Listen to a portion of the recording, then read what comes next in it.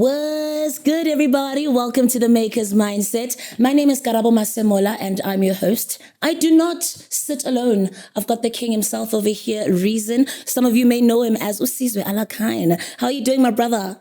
Chilling. Yeah, you chilling. I see you. Chilling. You know what? I'm so happy that we're here, Sizwe, because I remember, when was it?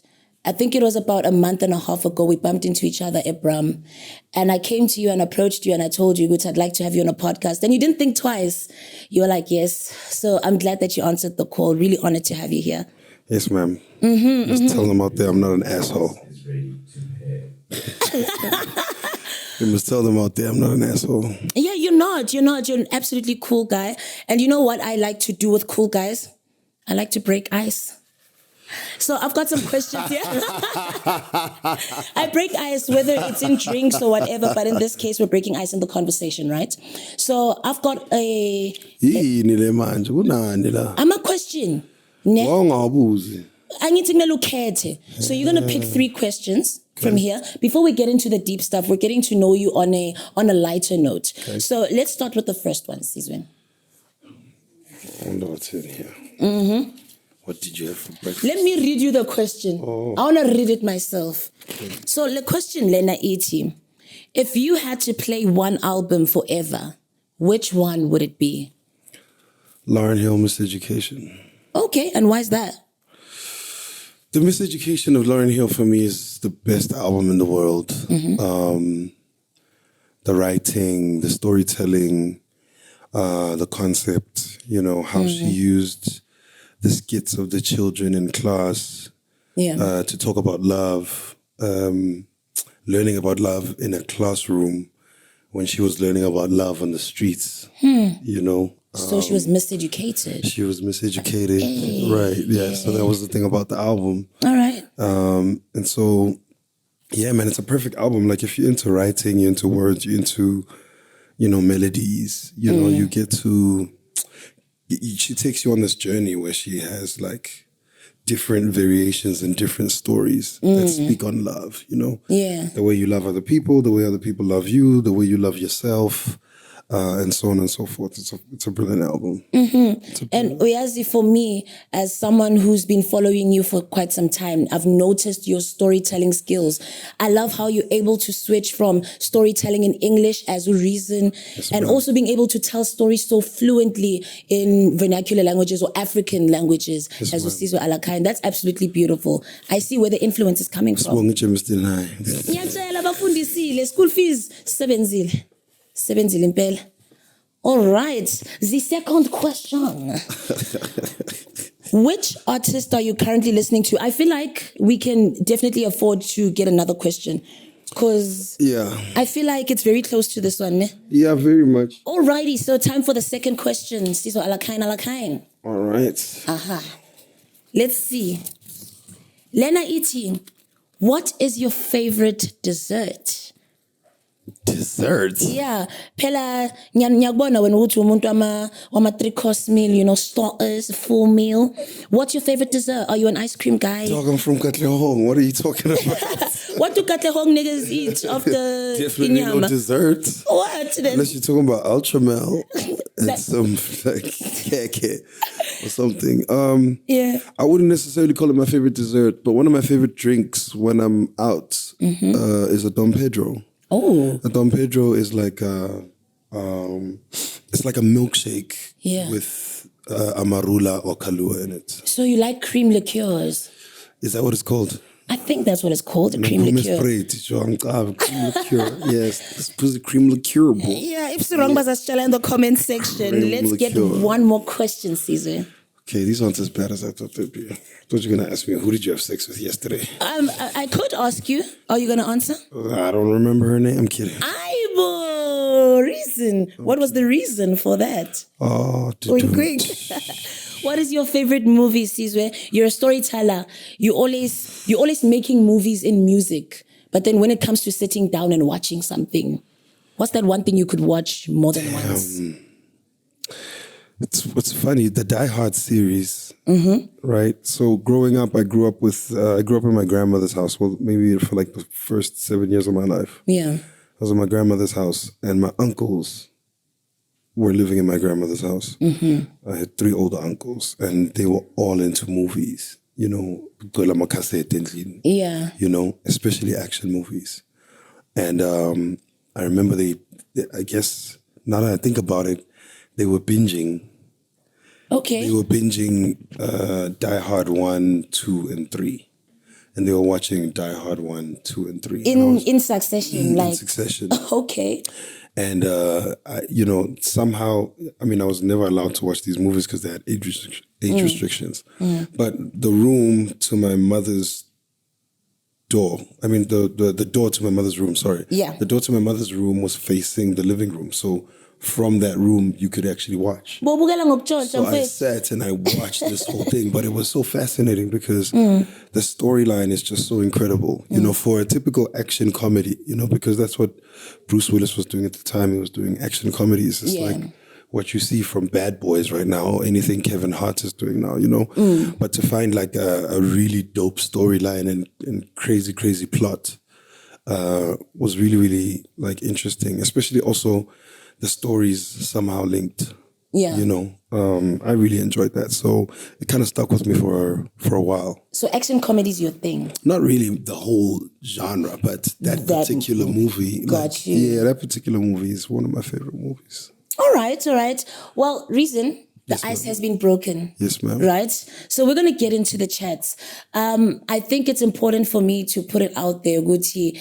This conversation that we're having right now is to get to know you from the beginning, because the Reason and the Sizwe Alakine that we know now, he's got an entire story from when he was just a young boy, Sizwe, before he became Reason, right? So let's go back to that young boy.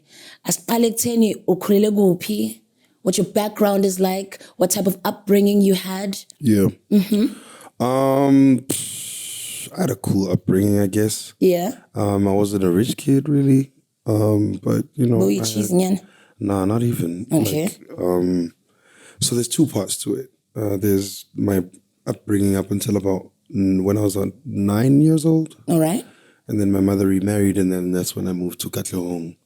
But, you know, I was in Tembisa from about when I was born right up until I was about 9. Sure. That upbringing was cool. It was me living in a house with 4 other people. That can't be my phone. It's the phone that's in the bag. It really is like, my guys, phone. It is your phone. Reason we spoke about this. I know we spoke about this. We really and also, did. this is terrible. Sorry, man. I actually thought okay. it wasn't even here. I didn't even know my phone was here. Yeah. No, it's okay. My man just so right. Not seeing it. Yeah, so let's talk about your upbringing. Yeah, so well, my upbringing is like 2 ways. You know, there's a portion of my life from Tembisa and a portion of my life in Katlehong. The first 9 years of my life is pretty much Tembisa. That's me in my grandmother's house, my 3 uncles, and my mom. One of my uncles turned the garage into like a little tavern. Yeah. You know, so They sport in grew up, Yeah. So grew up with music, consistently loud music, I guess from a very young age. And then my mother remarried. That's when we moved to Katlehong. When you were 9. When I was about 9, yeah. All right. And there it was me, my mom, my stepdad, and then as time went on, my little brother and my little sister. Also, I guess a very music-orientated space as well. My dad loves music. Very big on music. Musician himself? No, not at all. All right. He grew up a carpenter. You know, well, not grew up. I mean, he was a carpenter. He was a carpenter when you were growing up. Yes, sort of. So my stepdad was a political prisoner. So he was on Robben Island, actually. Wow. Yeah, he did. Okay. He did time. He's a veteran. Yes. Respect. Shout out to Timer. So one of the skills that he learned from there coming out was carpentry. All right. And hence the song Rigorous. Yes, Rigorous. You know? Rigorous. So saying the whole thing was adopted from an old man who was rigorous. Yes. Flawless with the finishes. You know, so that was just some of the sentiments I took from carpentry. Yeah. You know, but mind you, when he was busy doing all of that, there'd be music playing. You know, my dad was a very big DIY guy. Yeah. And then business shop, minankule into an espace shop. You know. I'm a sweet. I'm sure, but when's I? No. You don't like sweets? Nah, No wonder. Then let's get ngibuza nge dessert. You're like, what's that? No, it's gabo cherry. Abo cherry. Okay. Chirago gabo sweet. So you were stealing people's girls with the sweets. So anyway, moving right along. Yeah, man, there was a lot of music there as well in the store. Also, I went to like what people consider Model C schools. I had a Walkman. See, I used when you're accent. 12. Yeah. I was 17. Yeah. Yeah, man, it's just, my life is actually just constantly listening and hearing music in every part of my life in one way or another. All right. Also moving, I'm a taxi. Yeah. All you hear is music. When was the last time you took a taxi, Reason? I think Ubers are taxis, but anyway. No, I'm talking for Maslalsane. I'm talking holes on the floor of the taxi. You are seeing the road when you are going. Kuko hambayo, basically. I think I took. Yeah, that okay. I'm a taxi for LA. I kind of took one today on the way. I'm joking. Yeah. Next thing, Risma is looking for me. No, but on the real, when was the last time you took a taxi? I took one last year to show my son how to take a taxi. just to show him what it feels like. Taxi riding. Yeah, just to show him what it feels like to be in a taxi. Also, like, you know, kids have to experience, I guess, all forms of transport. Yes. You know, you're from the hood, you're in the hood. The taxis are a part of the hood. So I actually took one, literally. Okay. Yeah. All right. So now, Reason, I started following you from, let's say, Boma, 2014, 2015. That's when I started really falling in love with South African hip hop, right? And influence is definitely something that you've had and that you still have. But now, I think it was around Boma 2020, 2021, you had a name change. Right. And then the world, we're all confused. Like, Aibo, Sizwe, guys, but we know this person's voice, but he's not rapping in English. There's a difference here. At which point did you decide, Uguti, I'm going to change? Sheesh. I think the idea of change, to be honest with you, before the idea of change was the idea of just quitting music, you know? I think around 2017, 2018, you know, I found, I guess the Reason brand had just done its thing, if you want to call it that, you know. Nothing was landing. There was no growth. There was no impact. You know, we were making brilliant music. We were making incredible music, you know. Yeah. I was dropping some of the most fire verses of my life, you know, but just wasn't really the same, you know. I guess I always tell people, like, if you look around and look at what South African rappers are going through now, and like, you know, nothing is landing or there's just no impact. It's not really, they're going through something that I went through 4 years ago. Or what, is it 6 years ago now? Do you think that has anything to do with the state of hip hop right now? Of SA hip hop in particular? I don't like treating hip hop like a special child. So I'm just going to talk about the whole game. Okay, let's talk about it. I think it speaks about the whole game, you know? Because at the time, you know, I actually wanted to backtrack and just go back into advertising because I studied advertising. All right. So I wanted to just go back into advertising and just push the whole culture space because culture is a very big part of selling products nowadays. And having been a part of culture and having been a part of the advertising industry, I generally do get called in to consult on a lot of ideas and a lot of concepts that happen in the country just purely because of my expertise in both fields. Yeah, even now. Wow, okay. Now, then lockdown happens, you know? And then when lockdown happens, I'm having the time of my life because, you know, I think up until lockdown, you know, my life had become like a race. Okay, you know, how so? Long ass race. Well, I mean, to stay in the game, you have to keep running. You know, and at some point you get tired. You know, your legs get tired, your body gets tired, your mind gets tired. If you look at people who run through a marathon, like at some point, you get tired. Yeah, the body starts giving in just a little bit here and there. That's what I'm saying. So up until lockdown, when lockdown happened, I found myself in a place of rest, in a place of chill. I had never even spent that much time with my kids before. Yeah. Because when you're in a race, even when you're at home and you're trying to rest, you're still on the phone, checking something, you're still writing something, you're still recording something, you're still getting beat. So there's never really rest. There was never a time of just switch off. And relax. And we were all switched off. It's different when you're switched off and everybody around you is moving. But when everything is switched off, you start to have a new perspective, and so my take out of lockdown was, it really felt like the death of an era and the birth of a new one. Oh, like a reset also. Like a complete reset. At least that was my approach to it, because when we were in it, it went from, this is relaxing, this is cool, I'm calm. Then it started getting frustrating because now we're not working, we're not outside, We all wanted to go outside. Yeah, we wanted access to things. But my thing was, what are we doing when we go outside? What are we going to do? Are we going to we're just going outside? Yeah, just don't hit the streets and shit. Outside, or, So, one of the things that happened, I think around that time was Boyzi's album before or after lockdown? 436, no? 436 was just before. And that album is specific because the day we wrapped working on Boyzi's album, me and Bash went with Durban Gogo to go celebrate. He was like, yo, Mandisa's playing, let's go party. I said, let's go. Yeah. So we hopped in a bus with Durban Gogo. She had about 4 gigs that night. One of them was somewhere in the Makayas.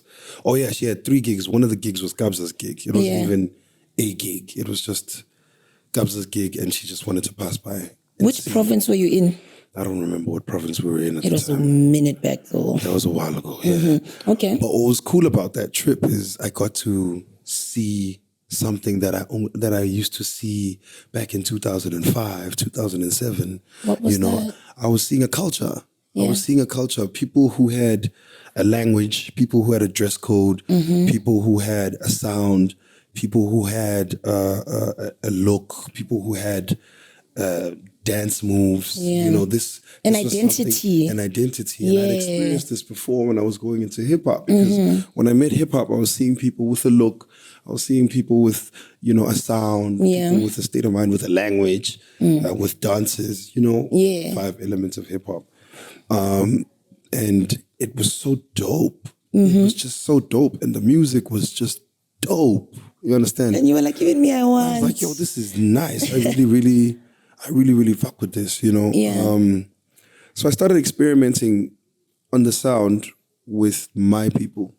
And in the beginning, I kept asking Mandisa, yo, what do you think of this? What do you think of this? And in the beginning, from the onset, I could tell when I was walking into that booth to sing to Lock Drum, especially because I wanted to sing when I came in. Yeah. I was looking at Angelic, I was looking at Something Soweto, I was looking at Shasha, I was looking at those guys I want to do that. Right? Yeah. I just couldn't call myself Reason. It just didn't feel like this is Reason. Reason is lyricism, it's poetry, it's storytelling, it's incredible production. It's something else. It's hip hop. Yeah. It's really, really hip hop. The Reason brand is a catalog of just full on hip hop, pure, uncapped, untouched, and different variations and styles of good hip hop. And I just couldn't do that to myself. I couldn't do that to myself. I couldn't do that to my catalog.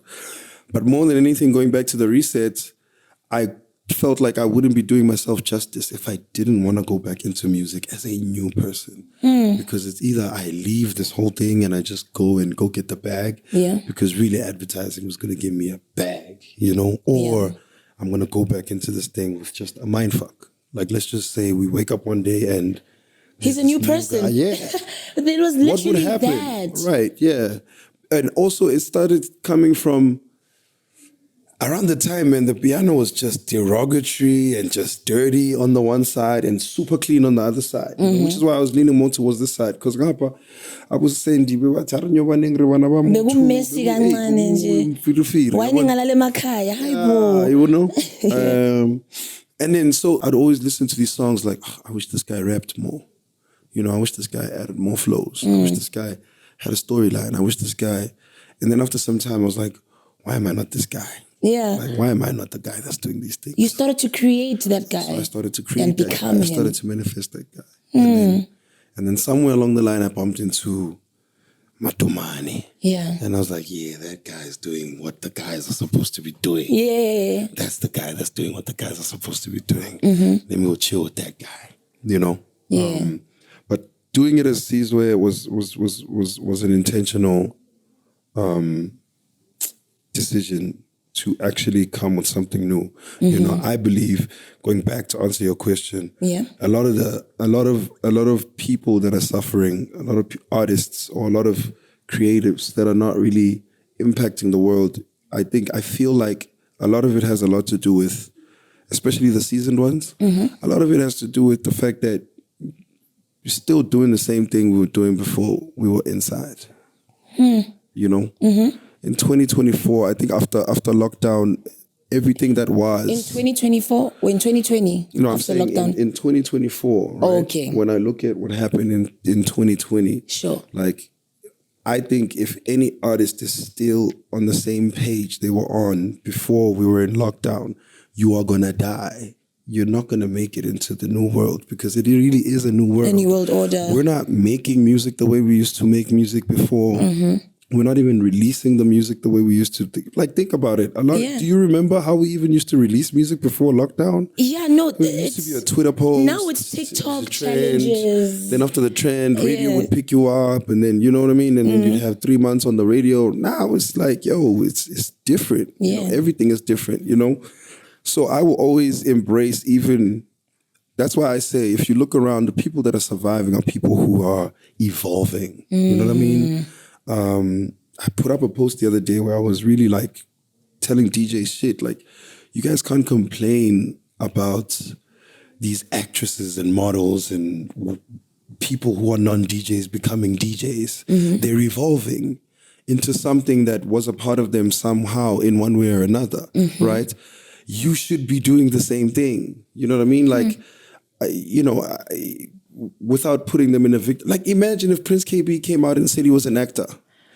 You telling me he wouldn't get more gigs than an actual actor? He certainly would, because already he's got a strong brand. The man was on the socials with his thing. He's big. He's got muscles. He's a pretty boy. He's big in which way? Okay, never mind. Let's continue. No Diddy. I meant his brand. I know, yeah. I meant his brand. But I'm saying, like, you know, we really need to be thinking, there should be 1 million Sizwe Alakines. There should be 1 million people who want to let go of the old way and embrace a new way. Maybe there's a lot of things that, dog, no one in this room can ever doubt my level of hip hop. Yeah. I don't care how many lock drums I rap on. I don't care if you see me walking with a lock drum. I don't care if I put a lock drum on my tattoo. I might tattoo a lock drum on my face. You can never eliminate the level of hip hop that moves with me because, like I told you, my favorite album of all time is from a hip hop artist. And I took a lot of that and carried it into this sound. You know what I mean? Like, who raps about after tears in piano? Like, it's Sizwe Alakine no one's ever looked at that. You know what I mean? Like, we have a song called Estupini, getting onto the freeway. Like, a lot of anybody from the hood can tell you what that means. You're hasila, you're something, mara, it's movement. You understand? Those are nuances that were taken from hip hop and brought into this brand. And I just feel like when 2018 happened, it was literally the old version. Like, everything, when you've done everything you've done, you've done everything you've done. There's nothing in this hip-hop thing that I've never done, dog. International collabos, international performances, concerts, blah, blah, blah, parties. Sizwe, I'm really glad, Gucci, you mentioned the whole thing about the importance of us as people, artists, evolving, right? So what you did was basically you reinvented yourself.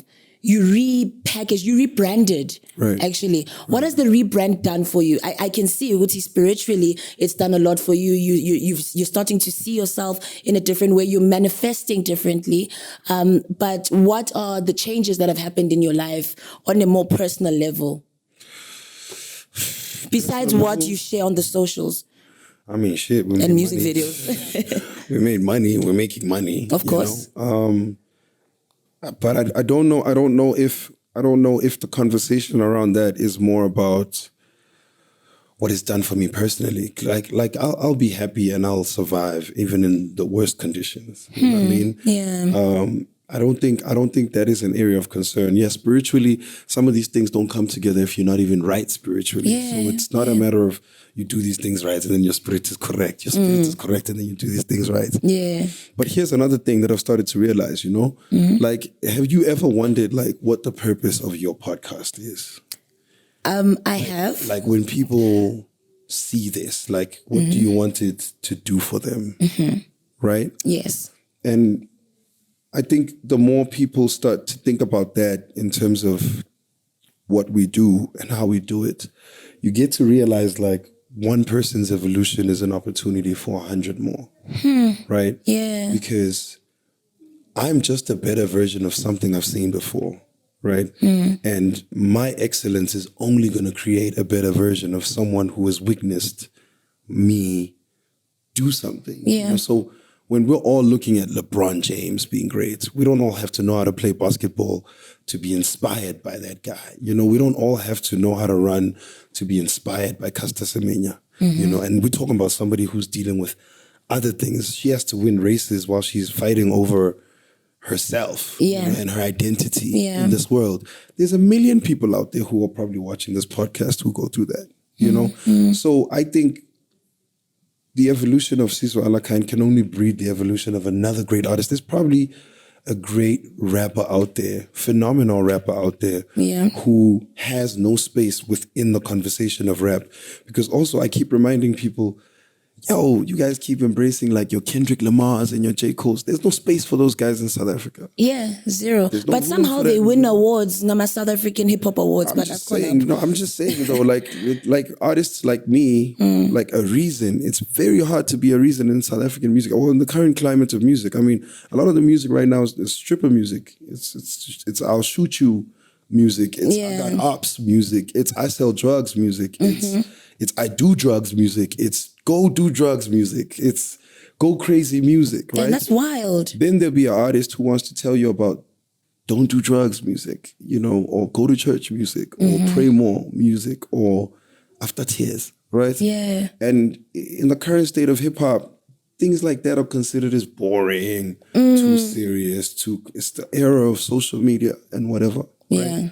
So if you're looking at this climate and you look at me and you say, okay, I can rap like that guy or even better than that guy.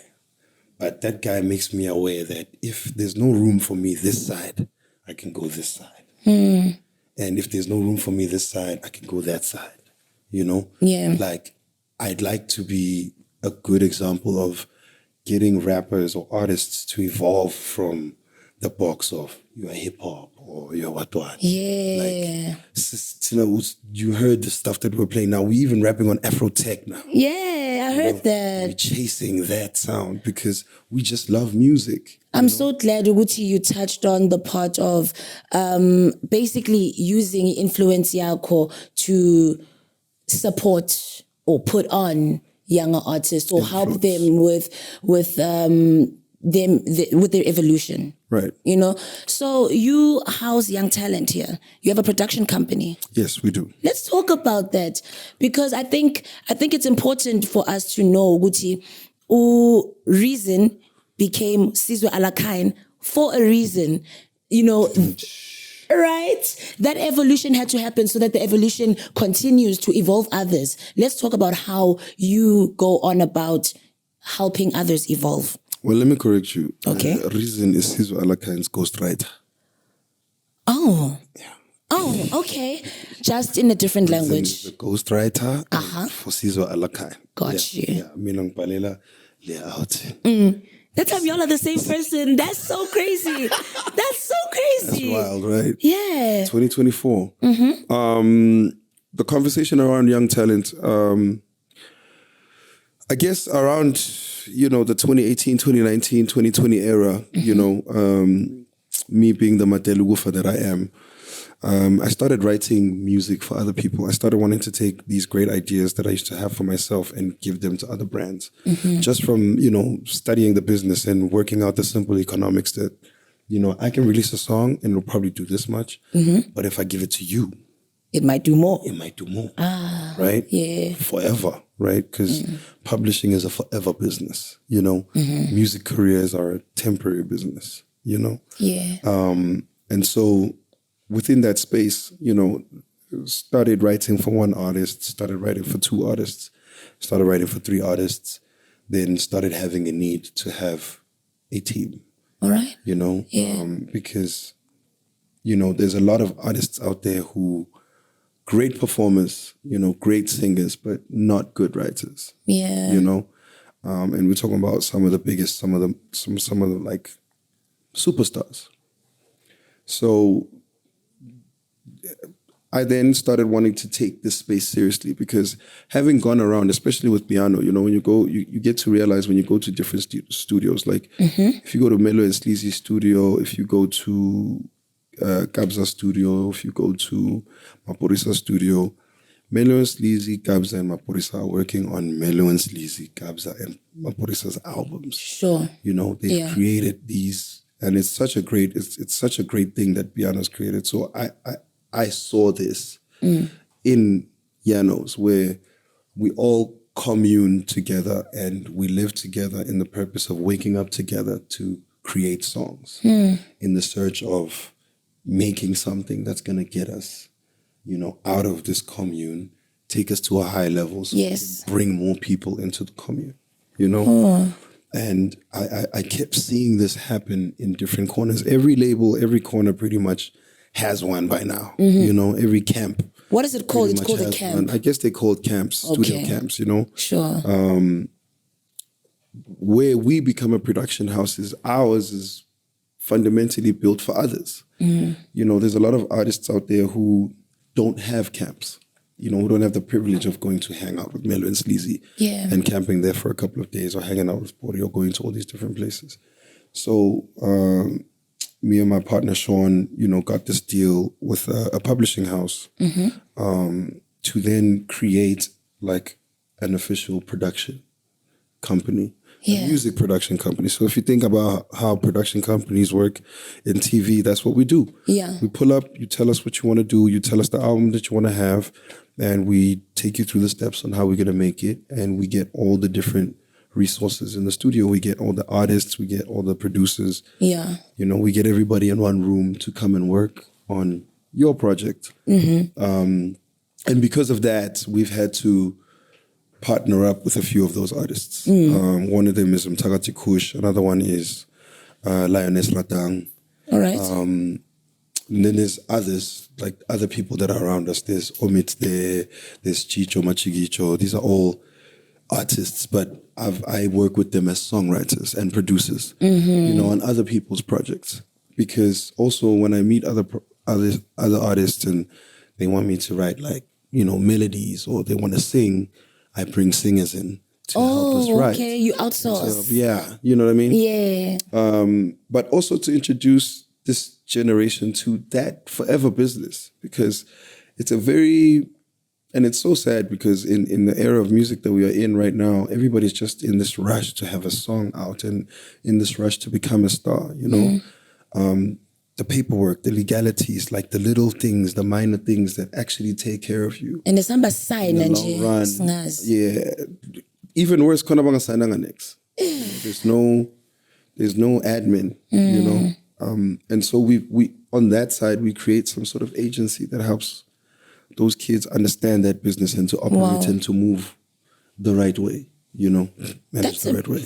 That's a big deal. Yeah. That's a big deal, Sizwe, because I've come across so many upcoming artists because I work in radio. Right. I've come across a lot of artists who need platforms, who need to be put out there. And I'd have an artist come to me and be like, yo, please put me onto your show, playlist my music. And I'm like, are you registered with Samro? And he's like, what's Samro? Yeah, and it's like, what do you mean, my brother? Yeah. So these are the things that this is the knowledge that you're imparting onto this young talent that you're working with. I mean, in order for you to be a part of this, all those things need to be aligned, at least from our perspective. It's hard for us to work with you if those things are not aligned. So within the process of getting things done for ourselves, we get things done for them, Yeah. In the grand scheme of things, it also, I think, speaks to... There's not one way to be an artist or to live and to survive in this industry. I feel like sometimes, in a group of 21 kids, they all want to be the same thing. They all want to be a famous rapper, or a famous producer. And it's like, there's different ways to actually tackle this thing, Some of them don't even know that they're great songwriters for other people. They find out when I ask them, yo, Joe, I know someone else is going to do something better, But also, man, we're starting something, we're starting something. We're starting a company that 10 years ago you would have expected a group of white people to be doing, When I was in advertising, I used to get sent to different studios and I used to find like a big white studios and companies that actually do this and produce songs for TV shows, produce songs for movies, and they have these, all this equipment and all this fancy stuff. And it's like, in 2024, the stuff that they were doing is irrelevant. The sounds that they were expertise at are gone. There's this new sound now. South Africa has a voice, it has a face, it has a style, it has a texture. It does, yeah. And it lives and is carried by Black people and young Black talent, Young Black talent that is out here getting Grammy Awards and getting global recognition. Right. So we are actually on that, on that wavelength. Like we can actually start like a big thing. Yeah. It's been like about a year and a half unofficially, with just holding that project. But when I look at like the stuff that we've done this year, like the summer's pretty much going to be beautiful, and we have an influence in that. We have a touch in that, You're probably going to have to do your research to find out which ones we do, but we're not on that level. I'm high-key looking forward to it, As I did say, this show is called The Maker's Mindset. Right. And just understanding the mindset of the maker, who is you right now, is absolutely mind-blowing. Right. Now, I'd like for you to look into this camera over here, into your camera, and speak to this is so Selimatunzi. Yeah, right. I need you to look into your camera and speak to that young artist who is out there anywhere in the world, Naseta Asila, South Africa. Tell that young artist what it is that they need to do, like advise them. People need advice out here, Sizwe. That one is easy. It's my favorite one. That one. Yeah. Get a job. Oh. Period. Get a job. He doesn't bro. even have time to play. Get a job. I tell you to get a job because, to be a rapper requires a studio, requires electricity, requires Nando's, requires computers. Money to travel to the gig. Requires all these things, right? So if you don't have money and you don't have a job, that means you're going to keep asking for it. You're going to steal for it, or you're going to take from your parents. We already come from tough communities. I mean, unless you're a rich kid, get a job, bro. I always advise people to not be too shy to get a job and save your money and build your dream. Like if you're that serious about what you want to do, go but also there's something that happens when you're young, especially young people, because you said this message is for young people. Yes. Getting a job teaches you so many different things, understanding hierarchy, understanding systems, understanding functions, understanding what it means to be small versus big, understanding how the world works outside of you, because there seems to be a misunderstanding that these guys, all of them are all special and they're all superstars. And entitlement and they're also. all going to be great. And yes, you will be, but there's work that has to be done, So I always advise, these niggas to get a job. You know what I mean? Like, look at the mics that we're holding. There's lights here. Who's buying these things? People with jobs. Who's paying these things? You know what I'm saying? So, yeah, man, if you really, really believe in what you want to do and you want to invest in it, get a job, go to school. You know what I mean? Like, if you really want to be an artist, go learn something that has to do with being an artist. You know? Yeah. So you can come in there with a skill set, come in there with some sort of understanding. You know, I used to fight with my dad all the time when he said, dog, you're going to be a musician and you don't study anything. Like, just study something. You know? And you had something to fall back on. When you were thinking of leaving music, you were like, I studied something. His theory wasn't study something to fall back on. Okay. He was saying study something to add on. Right? Like, if damn, my manager's from IT. He's got an IT background. Yeah. We need that shit in the studio. Now we can fix our own computers. We can add our own programs. We can even hack the shit if we want. You know what I'm saying? But I'm just saying, you know what I mean? I come from advertising, so I can go into rooms and sell ideas. You understand? There's people that we work with. One of, you know, my DJ is in another world in health and safety and what. But when it comes to getting a contract done or getting paperwork done or getting processes done, that's the best guy in the team to give everything to. Because he got the skills. Right. So it's all about, like, if you really, really want to go do something that's solely on you and relies on you and your talent and your skill set, just bamba that one thing that you can move in with. Not to say, I'm better, I'm going to well onto this one. I'm not better, you know. Just do it. But man, let's just learn. You know, we have to encourage these kids to work and to learn and to go and study some shit. You know, stop thinking that, you know, you can't all be Caspers, guys. Yeah. I'm sorry.